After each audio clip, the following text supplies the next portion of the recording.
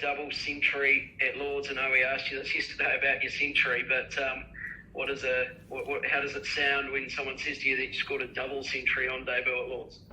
Yeah, I think it's a very special feeling. As I said yesterday, it's going to take a few days for it to sink in, but very happy with how it's all unfolded so far. I couldn't have dreamed for a better start. So very happy and pretty proud to say that I've scored a double century on debut. So it's been a great couple of days.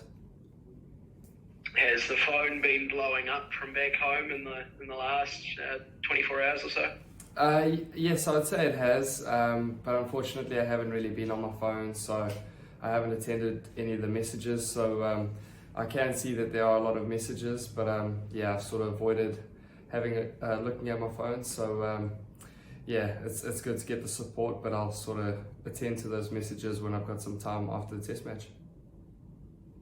How was today?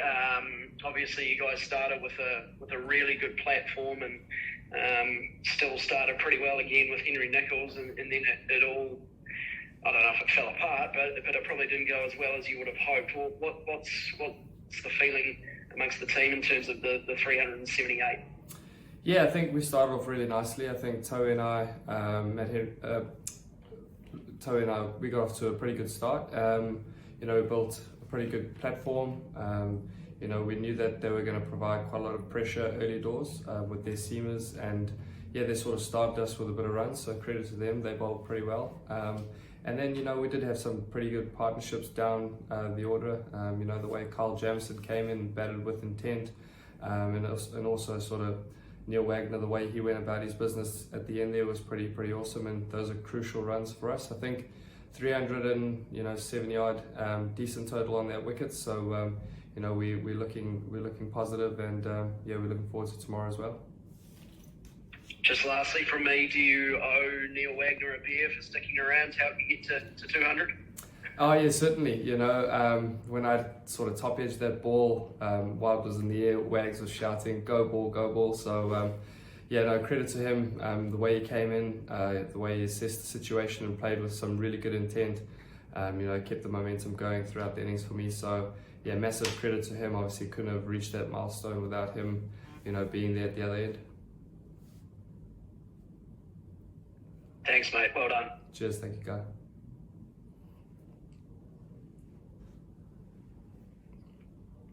Hey Dev, Mark Genty here. Congrats again. Oh, thanks a lot, Gens. Thank you.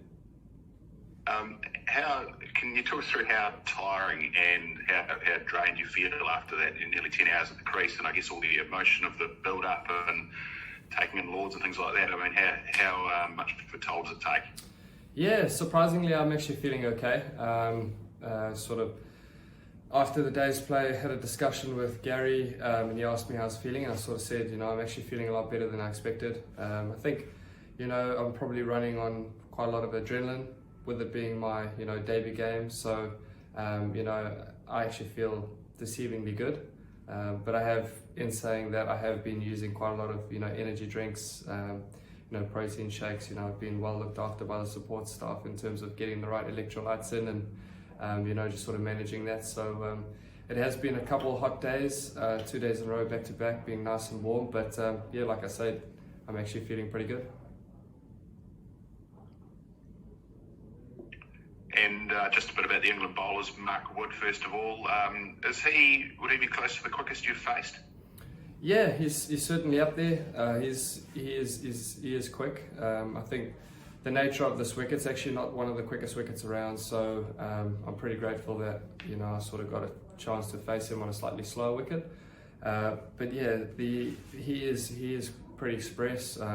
Does get that adrenaline flowing, and it is quite exciting to sort of face. So he's probably one of the quicker guys I've faced throughout my career.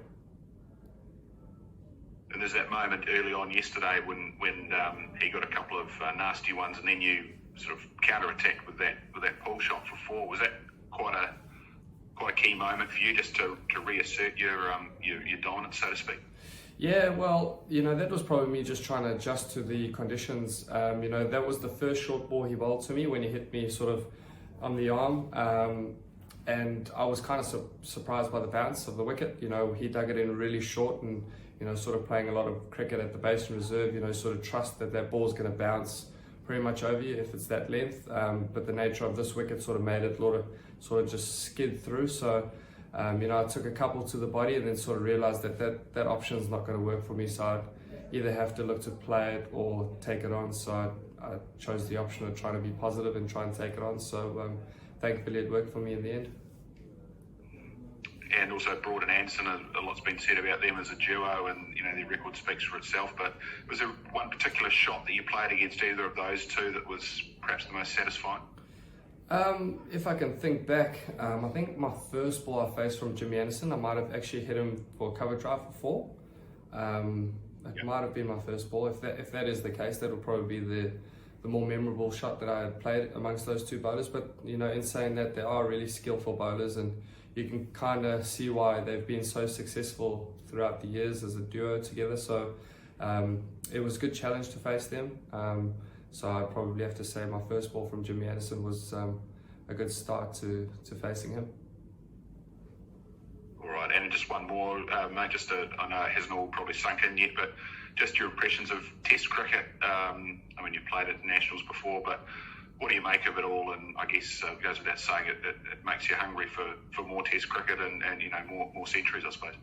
Yeah, definitely. You know, it's a pretty special feeling, you know, just to sort of walk out there and represent New Zealand and have that opportunity to wear the fern on your chest is a pretty special feeling. And I think, you know, it's going to take some time for me to let this all sink in. I'm just truly grateful that I've been given this opportunity to perform this role. I'm glad that I've been able to contribute so far in the game. And it certainly makes me feel very hungry to continue playing lots of Test cricket in the end. Right, and you guys thinking win, obviously. I mean, you're in front of the game a little bit, but you're confident you can close it out? Yeah, you know, there's still a lot of time in the game. You know, there's 3 days to go. So, yeah, we've got to stay positive, build pressure tomorrow with the ball. And as we've seen, that wicket is starting to get a little bit inconsistent in terms of up and down. So hopefully our bowlers can exploit that tomorrow. We hear that there could potentially be slightly favourable bowling conditions tomorrow. So if we can exploit that, that'll be very good for us. And if we can restrict them to a total lower than ours, you know, we can maybe set them something, and then maybe we can bring in Mitch Santner in the second innings to try and perform a role for us. Excellent, mate. Thank you very much. Go well. Sleep well. Cheers, Gens. Thank you. Thanks, guys. Anything more from TVNZ before we let Dev go? Nah, mate, I'm good. Thanks so much, Devon. Well done, mate. Thank you, guys. Take care.